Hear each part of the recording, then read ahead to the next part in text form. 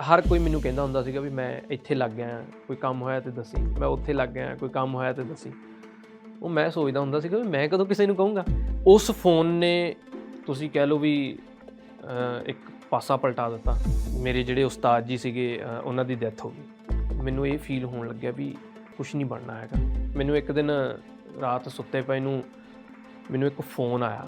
ਉਹ ਮੈਨੂੰ ਕਹਿੰਦਾ ਹੈ ਕਿ ਯਾਰ ਜਿਗਰੀ ਕਸੂਤੀ ਡਿਗਰੀ ਇੱਕ ਆਪਾਂ ਸੀਰੀਜ਼ ਕਰਨੀ ਆ ਤੇ ਉਹਦੇ ਲਈ ਇੱਕ ਲੱਕੀ ਦਾ ਕਰੈਕਟਰ ਲਿਖਿਆ ਹੋਇਆ ਵਾ ਤੇਰੇ ਲਈ।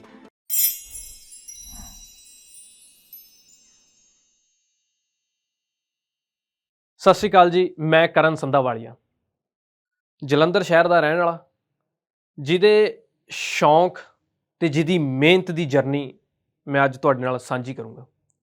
ਮਿਡਲ ਕਲਾਸ ਫੈਮਿਲੀ 'ਚ ਪੈਦਾ ਹੋਇਆ, ਉੱਥੇ ਜੰਮਿਆ ਪਲਿਆ।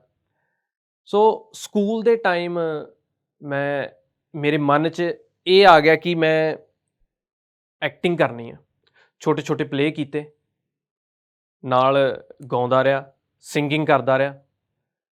ਉਹ ਚੀਜ਼ਾਂ ਦੇ ਦੌਰਾਨ ਚੱਲਦਿਆਂ ਮੈਨੂੰ ਪਤਾ ਲੱਗਿਆ ਕਿ ਇਹ ਜਿਹੜੀ ਲਾਈਨ ਹੈਗੀ ਆ, ਇਹ ਮੈਨੂੰ ਕਿਤੇ ਨਾ ਕਿਤੇ ਲੈ ਕੇ ਜਾਊਗੀ। ਘਰਦਿਆਂ ਨਾਲ ਗੱਲ ਕੀਤੀ, ਘਰਦਿਆਂ ਨਾਲ ਗੱਲ ਕਰਨ ਤੋਂ ਪਹਿਲਾਂ ਹੀ ਉਹਨਾਂ ਨੇ ਪਛਾਣ ਲਿਆ ਕਿ ਮੁੰਡਾ ਸਾਡਾ ਇਸ ਲਾਈਨ 'ਚ ਜਾਣਾ ਚਾਹੁੰਦਾ। ਫਾਦਰ ਸਾਹਿਬ ਸਰਦਾਰ ਸ਼ਮਸ਼ੇਰ ਸਿੰਘ ਜੀ, ਜਿਹੜੇ ਜਲੰਧਰ ਦੂਰਦਰਸ਼ਨ 'ਚ ਜੋਬ ਕਰਦੇ ਨੇ, ਸੋ ਉਹ ਕਹਿੰਦੇ ਹੁੰਦੇ ਆ ਨਾ ਵੀ ਹੀਰੇ ਦੀ ਪਰਖ ਜਿਹੜਾ ਹੈਗਾ ਵੀ ਜੌਹਰੀ ਕਰਦਾ ਹੁੰਦਾ। ਸੋ ਉਹਨਾਂ ਨੇ ਪਰਖ ਕੀਤੀ ਵੀ ਬੇਟਾ ਮੇਰਾ ਜਿਹੜਾ ਹੈਗਾ ਆ ਵੀ ਉਹ ਗਾਉਂਦਾ ਬਹੁਤ ਸੋਹਣਾ ਆ ਅਤੇ ਐਕਟਿੰਗ ਜਿਹੜਾ ਆ ਵੀ ਉਹ ਆਪਣੇ ਸਕੂਲ ਦੇ ਵਿੱਚ ਐਕਟਿੰਗ ਕਰਦਾ। ਅਤੇ ਸਕੂਲ ਦੇ ਵਿੱਚ ਛੋਟੇ ਛੋਟੇ ਪਲੇ ਮੈਂ ਕਰਨ ਲੱਗ ਗਿਆ, ਚੰਗੇ ਲੱਗਣ ਲੱਗੇ। ਜਿਹੜੇ ਆਡੀਅנਸ ਸੀਗੀ ਜਾਂ ਟੀਚਰ ਸੀਗੇ ਉਹਨਾਂ ਨੂੰ ਪਸੰਦ ਆਉਣ ਲੱਗ ਗਿਆ। ਮੈਂ ਗਾਇਕੀ ਵਿੱਚ ਵੀ ਮੈਂ ਪਸੰਦ ਆਉਣ ਲੱਗ ਗਿਆ। ਫਾਦਰ ਸਾਹਿਬ ਨੇ ਸੋਚਿਆ ਕਿ ਬੇਟੇ ਨੂੰ ਹੁਣ ਆਪਾਂ ਨਾ ਇੱਕ ਪ੍ਰੋਫੈਸ਼ਨਲ ਟ੍ਰੇਨਿੰਗ ਦਿੰਦੇ ਹਾਂ ਸਿੰਗਿੰਗ ਦੀ। ਮਾਸਟਰ ਸਤੀਸ਼ ਜੀ, ਉਹਨਾਂ ਤੋਂ ਮੈਂ ਪਹਿਲੀ ਵਾਰ ਮੈਂ ਸਿੱਖਣਾ ਸ਼ੁਰੂ ਕੀਤਾ ਅਤੇ ਚੰਗਾ ਲੱਗਣ ਲੱਗਿਆ ਮੈਨੂੰ। ਮੈਂ ਜਦੋਂ ਸਿੱਖਣਾ ਸ਼ੁਰੂ ਕੀਤਾ ਮੈਨੂੰ ਚੰਗਾ ਲੱਗਣ ਲੱਗਿਆ ਕਿ ਨਵੀਆਂ ਚੀਜ਼ਾਂ ਸਿੱਖਣ ਨੂੰ ਮਿਲਦੀਆਂ ਰਹੀਆਂ ਮੈਨੂੰ। ਅਤੇ ਸਕੂਲ ਗਾਈ ਜਾਣਾ, ਮਿਹਨਤ ਕਰਨੀ, ਨਾਲ ਪੜ੍ਹਾਈ ਕਰੀ ਜਾਣੀ। ਇਹਦੇ ਦੌਰਾਨ ਚੱਲਦਿਆਂ ਮੇਰੇ ਜਿਹੜੇ ਉਸਤਾਦ ਜੀ ਸੀਗੇ ਉਹਨਾਂ ਦੀ ਡੈਥ ਹੋ ਗਈ। ਫਿਰ ਫਾਦਰ ਸਾਹਿਬ ਨੇ ਸੋਚਿਆ ਕਿ ਇਹ ਜਿਹੜਾ ਸਫ਼ਰ ਹੈਗਾ ਆ ਇਹ ਇੱਦਾਂ ਹੀ ਕੰਟੀਨਿਊ ਕਰਨਾ ਪੈਣਾ ਤੈਨੂੰ। ਨੂਰਾ ਸਿਸਟਰ ਜੀ, ਉਹਨਾਂ ਦੇ ਫਾਦਰ ਸਾਹਿਬ ਗੁਲਸ਼ਨ ਮੀਰ, ਮੈਂ ਉਹਨਾਂ ਕੋਲ ਚਲਾ ਗਿਆ। ਉਹਨਾਂ ਕੋਲੋਂ ਮੈਂ ਸਿੱਖਣਾ ਸ਼ੁਰੂ ਕਰਤਾ। ਐਕਟਿੰਗ ਕਰਦਿਆਂ ਸਕੂਲ ਦੀ ਐਕਟਿੰਗ ਕਰਦਿਆਂ ਕਈ ਸਟੇਜਾਂ ਕੀਤੀਆਂ, ਪੜ੍ਹਾਈ ਕੀਤੀ ਨਾਲ। ਜਦੋਂ ਟੀਚਰ ਪੁੱਛਦੇ ਹੁੰਦੇ ਸੀਗੇ ਬੱਚਿਆਂ ਤੋਂ ਵੀ ਕੀ ਬਣਨਾ ਆ, ਕੀ ਕਰਨਾ ਆ, ਸਾਰਿਆਂ ਦਾ ਅੱਡ ਜਵਾਬ ਹੁੰਦਾ ਸੀਗਾ। ਮੈਂ ਡਾਕਟਰ ਬਣੂੰਗਾ, ਮੈਂ ਇੰਜੀਨੀਅਰ ਬਣੂੰਗਾ, ਮੈਂ ਬਾਹਰ ਜਾ ਕੇ ਸਟੱਡੀ ਕਰੂੰਗਾ। ਕਿਸੇ ਨੇ ਕੁਛ ਕਹਿਣਾ, ਕਿਸੇ ਨੇ ਕੁਛ ਕਹਿਣਾ। ਜਦੋਂ ਮੇਰੀ ਵਾਰੀ ਆਉਂਦੀ ਹੁੰਦੀ ਸੀਗੀ ਮੈਨੂੰ ਸਮਝ ਨਹੀਂ ਆਉਂਦਾ ਹੁੰਦਾ ਸੀਗਾ ਵੀ ਮੈਂ ਕਿਸ ਤਰੀਕੇ ਨਾਲ ਇਹ ਗੱਲ ਸਮਝਾਵਾਂ। ਮੇਰੇ ਦਿਮਾਗ 'ਚ ਇਹੀ ਗੱਲ ਸੀਗੀ ਕਿ ਹਾਂ, ਇਸ ਲਾਈਨ 'ਚ ਜਾਣਾ ਆ, ਐਕਟਿੰਗ ਲਾਈਨ 'ਚ ਜਾਣਾ ਆ, ਸਿੰਗਿੰਗ ਲਾਈਨ 'ਚ ਜਾਣਾ ਆ। ਅਤੇ ਇਹ ਸੁਣਨ ਨੂੰ ਬਹੁਤ ਵਧੀਆ ਲੱਗਦਾ ਹੁੰਦਾ ਸੀਗਾ, ਪਰ ਮੈਨੂੰ ਲੱਗਦਾ ਆ ਵੀ ਇਹਦੇ 'ਚ ਜਿਹੜੀ ਮਿਹਨਤ ਹੈ ਉਹ ਪੜ੍ਹ ਕੇ ਕਿਸੇ ਨੌਕਰੀ 'ਤੇ ਲੱਗਣਾ, ਕਿਸੇ ਜੋਬ 'ਤੇ ਲੱਗਣਾ, ਉਹਦੇ ਨਾਲੋਂ ਮਿਹਨਤ ਇਹਦੇ ਵਿੱਚ ਜ਼ਿਆਦਾ ਹੈ। ਤੁਸੀਂ ਸਕਸੈਸ ਹੁੰਦੇ ਹੋ ਕਿ ਨਹੀਂ ਹੁੰਦੇ ਹੋ ਇਹਦੇ 'ਚ ਇਹ ਵੀ ਨਹੀਂ ਪਤਾ ਹੁੰਦਾ। ਪਰ ਮੈਂ ਹਾਰ ਨਹੀਂ ਮੰਨੀ। ਮੈਂ ਕਿਹਾ ਨਹੀਂ, ਕਰਨਾ ਹੈ ਤਾਂ ਇਹੀ ਕਰਨਾ। ਕਿਉਂਕਿ ਇਹ ਮੇਰਾ ਵੀ ਸੁਪਨਾ ਹੈ, ਮੇਰੇ ਫਾਦਰ ਸਾਹਿਬ ਦਾ, ਮੇਰੇ ਮਦਰ ਦਾ ਵੀ ਸੁਪਨਾ ਹੈ ਕਿ ਜੇ ਬੱਚੇ 'ਚ ਟੈਲੈਂਟ ਹੈਗਾ ਆ ਅਤੇ ਕਿਉਂ ਨਾ ਇਹ ਦੁਨੀਆ ਦੇ ਸਾਹਮਣੇ ਲਿਆਂਦਾ ਜਾਵੇ। ਸੋ ਇਹਦੇ ਦੌਰਾਨ ਚੱਲਦਿਆਂ ਸਿੰਗਿੰਗ ਸਿੱਖਦਿਆਂ ਐਕਟਿੰਗ ਕਰਦਿਆਂ ਮੈਨੂੰ 2012 ਜਦੋਂ ਮੈਂ 12ਵੀਂ ਦੇ ਵਿੱਚ ਪੜ੍ਹਦਾ ਸੀਗਾ, ਉਦੋਂ ਮੈਨੂੰ ਇੱਕ ਫਿਲਮ ਮਿਲੀ ਸਟੂਪਿਡ 7। ਉਦੋਂ ਪਹਿਲੀ ਵਾਰੀ ਇੱਕ ਵੱਡੇ ਕੈਮਰੇ ਦੇ ਅੱਗੇ, ਇੱਕ ਵੱਡੇ ਪਰਦੇ 'ਤੇ ਆਉਣਾ ਸੀਗਾ ਮੈਂ। ਬੜਾ ਕੁਝ ਸਿੱਖਣ ਨੂੰ ਵੀ ਮਿਲਿਆ ਉੱਥੋਂ, ਚੰਗਾ ਲੱਗਿਆ। ਸਾਰਿਆਂ ਨਾਲ ਮਿਲ ਕੇ ਕੈਮਰੇ ਦੇ ਅੱਗੇ ਐਕਟਿੰਗ ਕਰਕੇ ਬੜਾ ਵਧੀਆ ਲੱਗਿਆ, ਬਹੁਤ ਕੁਝ ਸਿੱਖਣ ਨੂੰ ਮਿਲਿਆ ਉੱਥੋਂ। ਘਰ ਦੇ ਬੜੇ ਖੁਸ਼ ਸੀਗੇ ਵੀ ਬੇਟਾ ਸਾਡਾ ਜੋ ਕਰਨਾ ਚਾਹੁੰਦਾ ਸੀਗਾ ਉਹ ਇਹਦੀ ਚੀਜ਼ ਜਿਹੜੀ ਹੈ, ਜਰਨੀ ਇਹਦੀ ਜਿਹੜੀ ਹੈਗੀ ਆ ਉਹ ਸਟਾਰਟ ਹੋ ਚੁੱਕੀ ਹੈ। ਪਰ ਇਹ ਸਟਾਰਟ ਤਾਂ ਹੋ ਗਈ ਸੀਗੀ, ਇਹਨੂੰ ਸਾਂਭਣਾ ਕਿਵੇਂ ਆ ਅਤੇ ਇਹਨੂੰ ਅੱਗੇ ਕਿਵੇਂ ਲੈ ਕੇ ਜਾਣਾ, ਉਹ ਬੜਾ ਔਖਾ ਸੀ। ਫਿਰ ਹੌਲੀ-ਹੌਲੀ ਇਹ ਚੀਜ਼ ਜਦੋਂ ਚੱਲਦੀ ਗਈ ਤੇ ਸਿੰਗਿੰਗ ਦੇ ਨਾਲ-ਨਾਲ ਮੈਨੂੰ ਪਤਾ ਲੱਗਿਆ ਵੀ ਮੈਨੂੰ ਥੀਏਟਰ ਜੁਆਇਨ ਕਰਨਾ ਚਾਹੀਦਾ, ਜੋ ਕਿ ਐਕਟਿੰਗ ਲਈ ਬਹੁਤ ਹੀ ਵਧੀਆ ਆ। ਜਦ ਤੱਕ ਥੀਏਟਰ ਨਹੀਂ ਜੁਆਇਨ ਕਰੋਗੇ ਉਦੋਂ ਤੱਕ ਤੁਸੀਂ ਐਕਟਿੰਗ ਨਹੀਂ ਕਰ ਸਕਦੇ। ਸੋ ਹਰ ਇੱਕ ਚੀਜ਼ ਦਾ ਸਕੂਲ ਹੁੰਦਾ ਆ, ਉੱਦਾਂ ਹੀ ਇੱਕ ਐਕਟਿੰਗ ਸਕੂਲ ਸੀਗਾ। ਮੈਂ ਥੀਏਟਰ ਜੁਆਇਨ ਕੀਤਾ ਯੁਵਾ ਥੀਏਟਰ ਜਲੰਧਰ ਦੇ ਵਿੱਚ ਹੀ, ਅੰਕੁਰ ਸ਼ਰਮਾ ਜੀ ਸੀਗੇ ਤੇ ਮੈਂ ਉਹ ਜੁਆਇਨ ਕੀਤਾ ਫਿਲਮ ਕਰਨ ਤੋਂ ਬਾਅਦ। ਹਾਲਾਂਕਿ ਲੋਕ ਜਿਹੜੇ ਹੈਗੇ ਨੇ ਉਹ ਥੀਏਟਰ ਕਰਕੇ ਫਿਰ ਫਿਲਮਾਂ ਵੱਲ ਜਾਂਦੇ ਆ। ਮੈਂ ਫਿਲਮ ਕਰਕੇ ਥੀਏਟਰ ਵੱਲ ਆਇਆ ਸੀਗਾ ਤੇ ਮੇਰੇ ਸਰ ਬੜੇ ਹੱਸਦੇ ਹੁੰਦੇ ਸੀਗੇ ਇਸ ਗੱਲ ਨੂੰ ਲੈ ਕੇ। ਤੇ ਉਹ ਥੀਏਟਰ ਵੀ ਮੈਂ ਸ਼ੁਰੂ ਕਰ ਲਿਆ। 2012 'ਚ ਮੈਂ ਥੀਏਟਰ ਸ਼ੁਰੂ ਕਰ ਲਿਆ ਤੇ 2008 ਤੋਂ ਮਤਲਬ ਇੱਕ ਪ੍ਰੋਪਰਲੀ ਮੇਰੀ ਸਿੰਗਿੰਗ ਵੀ ਸ਼ੁਰੂ ਹੋ ਗਈ ਸੀਗੀ। ਇਹ ਮੈਂ ਕਰ ਤਾਂ ਲਿਆ, ਇਸ ਚੀਜ਼ ਦਾ ਸ਼ੌਂਕ ਤਾਂ ਮੈਨੂੰ ਪੈਦਾ ਹੋ ਗਿਆ ਸੀਗਾ। ਫਿਰ ਮੇਰੇ ਮਨ 'ਚ ਇਹ ਆਉਣ ਲੱਗਿਆ ਵੀ ਇਹਨੂੰ ਮੈਨੇਜ ਕਿਵੇਂ ਕੀਤਾ ਜਾਵੇ। ਛੱਡ ਮੈਂ ਸਕਦਾ ਨਹੀਂ ਸੀਗਾ, ਸਿੰਗਿੰਗ ਨਹੀਂ ਸੀ ਛੱਡ ਸਕਦਾ ਸੀਗਾ, ਪੜ੍ਹਾਈ ਨਹੀਂ ਸੀ ਛੱਡ ਸਕਦਾ ਸੀਗਾ, ਐਕਟਿੰਗ ਨਹੀਂ ਸੀ ਛੱਡ ਸਕਦਾ ਸੀ। ਐਕਟਿੰਗ ਛੱਡਦਾ ਜਾਂ ਸਿੰਗਿੰਗ ਛੱਡਦਾ ਤੇ ਉਹ ਮੇਰਾ ਸ਼ੌਂਕ ਮਰਨਾ ਸੀਗਾ, ਉਹ ਮੇਰੇ ਘਰਦਿਆਂ ਦਾ ਸ਼ੌਂਕ ਮਰਨਾ ਸੀਗਾ। ਜੇ ਪੜ੍ਹਾਈ ਛੱਡਦਾ ਤੇ ਉਹ ਇਕੱਲਾ ਘਰਦਿਆਂ ਦਾ ਹੀ ਸ਼ੌਂਕ ਮਰਨਾ ਸੀਗਾ।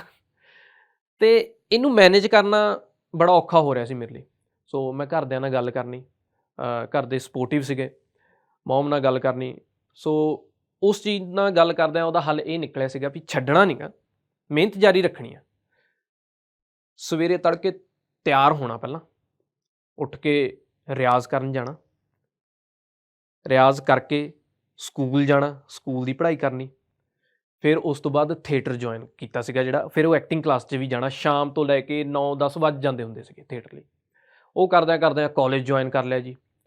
ਕਾਲਜ 'ਚ ਆਪਣੀ ਪੜ੍ਹਾਈ ਸ਼ੁਰੂ ਕਰ ਲਈ। ਕਾਲਜ 'ਚ ਯੂਥ ਫੈਸਟੀਵਲ ਕੀਤੇ। ਯੂਥ ਫੈਸਟੀਵਲ ਕੀਤੇ, ਉਹਦੇ ਨਾਲ ਐਕਟਿੰਗ ਫਿਰ ਸਟਾਰਟ ਕਰ ਦਿੱਤੀ ਉੱਥੇ।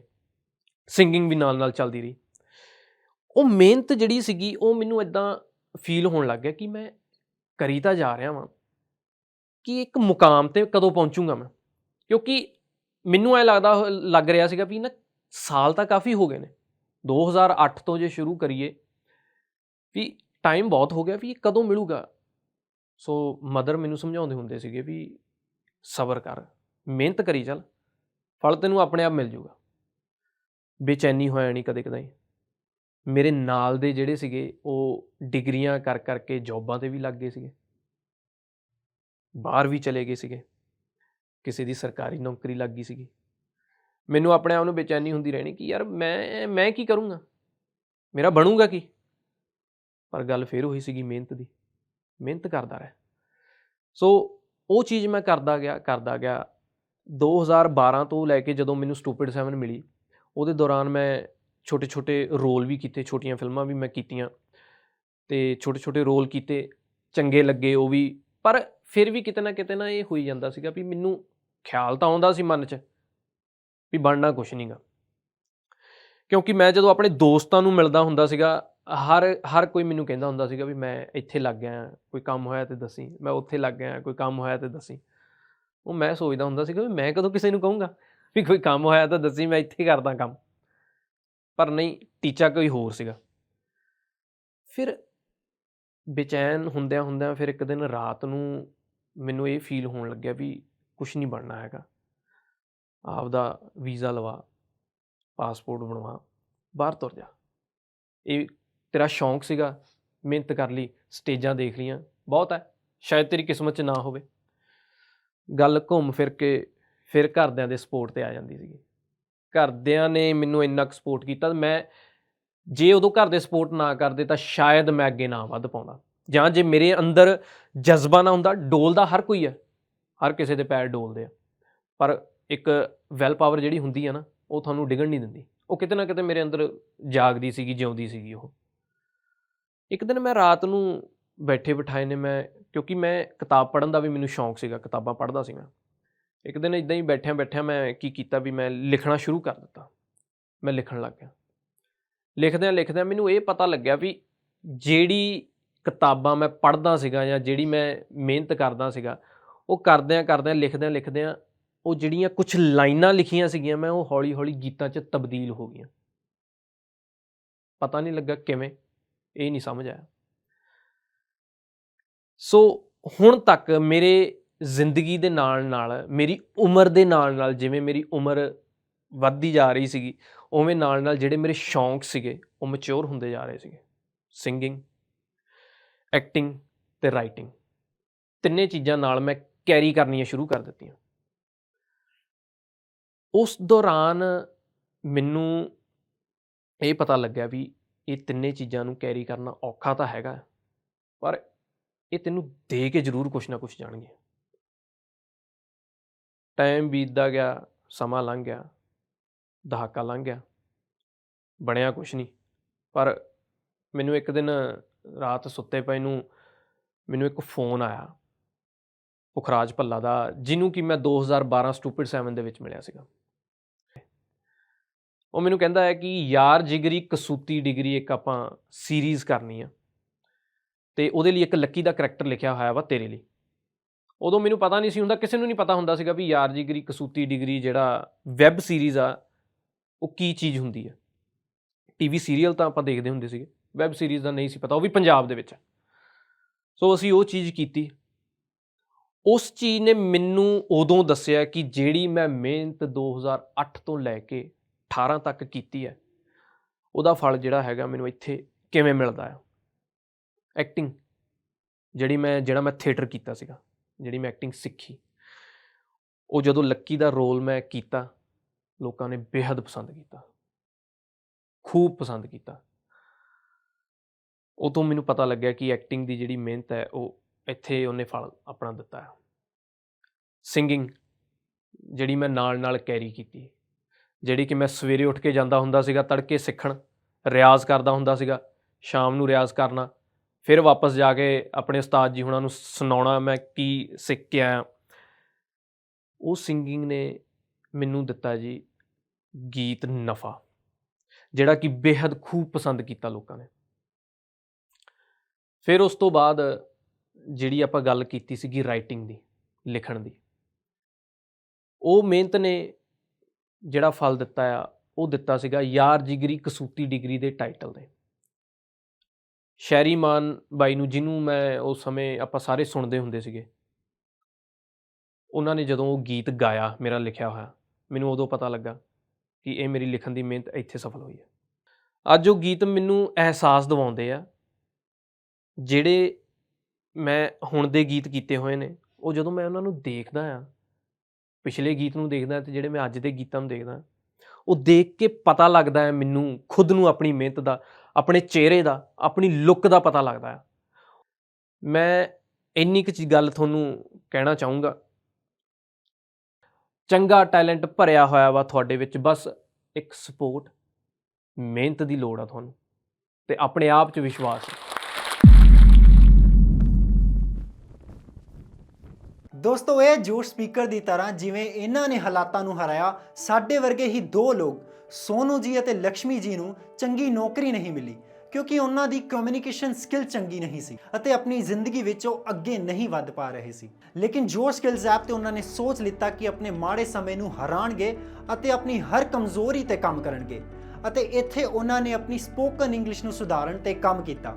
ਅਤੇ ਅੱਜ ਲక్ష్ਮੀ ਜੀ ਇੱਕ CS ਦੇ ਤੌਰ ਤੇ ਕੰਮ ਕਰ ਰਹੇ ਨੇ ਤੇ ਸੋਨੂ ਜੀ ਦੁਬਈ ਦੀ ਇੱਕ ਵੱਡੀ ਕੰਪਨੀ ਵਿੱਚ ਇੱਕ ਇੱਜ਼ਤਦਾਰ ਪੋਜੀਸ਼ਨ ਤੇ ਨੇ।